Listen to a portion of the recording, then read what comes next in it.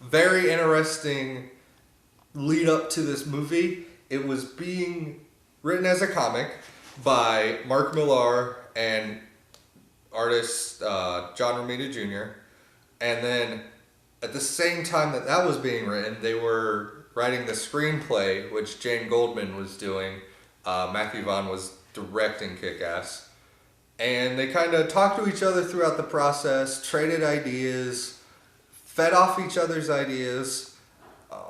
There's a lot of differences. But there's quite a few similarities though too. The story basics, the building blocks are the same. Basically, it's a kid who wants to be a superhero. He gets the crap kicked out of him every time he goes out. His name's Kick-Ass. And that's the movie. It's simple, it's fun. I loved it. There was some breakout stars. The person playing Kick-Ass, Aaron Johnson, loved him. The thing about this movie that really fed to my emotions was this is a story of a nerd getting that glory. All through life, you see all these sports movies with these jocks that get what they want, and finally, it's our turn. It's my turn for my story. A nerd becomes famous. He transcends. Yeah.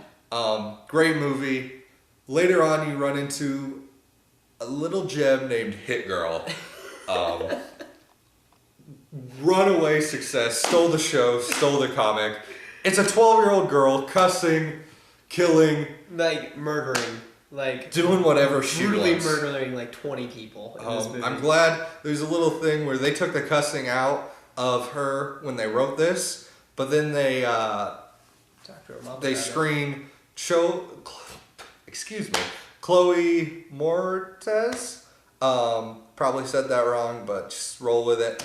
They got her in the movie. They talked to her mom, and her mom said, "Put it back in there."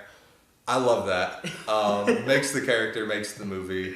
Because that's what the character's like in the book. We've got Big Daddy. Hardcore. Played by Nick Cage.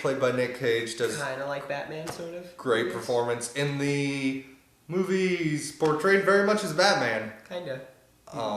Kind of looks like Batman. I love this movie. Mm-hmm. Go out, watch it, read it if you have not. Seth, what did you think? I liked it. As soon as I saw the movie, he was like, "Hey, borrow the book." I read the book in the same night. Yep. This is what happened. Saw the movie once, ran out, grabbed the novel, read it, saw the movie again, handed the book off. We saw the movie his second time, my first time together, and then he handed me the book, and then I read it the same night. And I really like it. Yeah, there's some differences and everything, but I guess my big thing was spoiler alert. Just saying when Big Daddy is everything will be spoilers. Yes.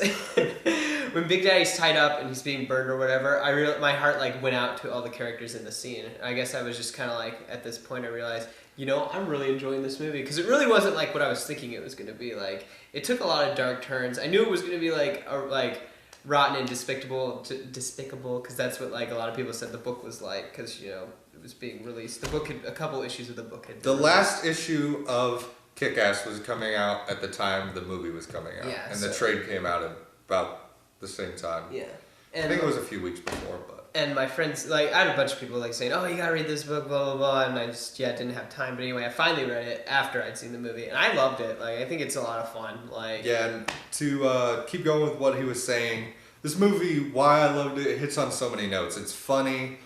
There's great action in it. There's dark notes. There's tug on your heartstring notes. It has everything. One thing we wanted to talk about is the differences between the novel and the book. Mm-hmm. Go ahead with... Well, I guess, the biggest difference would be, Big Daddy's character is, his origins totally changed. Yeah, completely different. In the movie, it's, this tragic story about how his wife got murdered, and then he's, a police officer looking for retribution, so he, gets his daughter, and then they're going on this suicide mission to basically win her honor back. And then in the comic, you run into this is just a weirdo. This is a comic book nerd who stole his daughter and he wanted to be a hero. As in Kick-Ass, he's very much just an angsty teen who wants to get out there. He is very much just a taboo individual who wants to be a superhero and has his own interests in mind. Another big thing, the movie has a very Hollywood ending in a lot of senses. The jetpack with 2 miniguns, for instance. Yeah. Amazing. Yeah. Love it. Elvis accompanying that, of course, great. The book is very much more tied to reality. He gets back, he apologizes to the girlfriend saying, hey, I lied about you. Alright, so throughout the whole movie, if you haven't seen it, he's acting like a gay kid to get with this hot girl he likes. Anyway, he finally comes out, he says, hey, I'm not gay. In the movie, she's like, oh, it's okay, I love you, blah, blah, blah. In the movie... In the book. Oh, sorry. In the book, he gets shut down, he gets humiliated, he gets beat up. It's bad. It's real. Probably how it would end. Yeah, if I told a girl that I was gay just to get in her pants, then I really wasn't gay. No, sir. So anyway, episode 1. Hope you enjoyed it. Hope it was better than Phantom Menace. I enjoy the prequels. Some people don't. I like them. Anyway, big thing. Big debate going on for weeks. Oh, yeah. We need your input. A bear versus a shark. Who's gonna win? In a fight. Neutral land. They're both as mobile as they could be, so don't give me that water land. Yeah.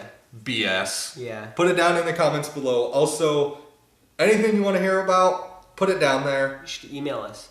Email us. We'll throw our email, nerdinthegeek at gmail.com. Tell us what you want us to review. If you have any questions for us, we will answer them. We will read your comments. We're here for you. We love you guys. We'll see you sometime soon. Yeah. The nerd. The geek. We're out.